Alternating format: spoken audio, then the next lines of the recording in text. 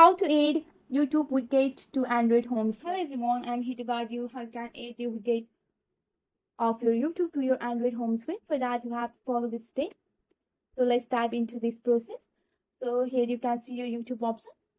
So if you want to add the widget here, you have to long press on your screen of your home, and on the bottom you can see the widget option. You have to go for that. So if you have click on that widget, you have to go and scroll down and until you see the YouTube option here. So here you can see the YouTube. So to add a YouTube, you have to click that.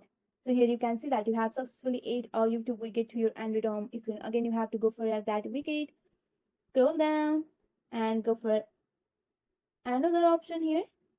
So here you can see that if there is not enough space, you have to manage your home screen first of all. You have to remove this all item from your home screen.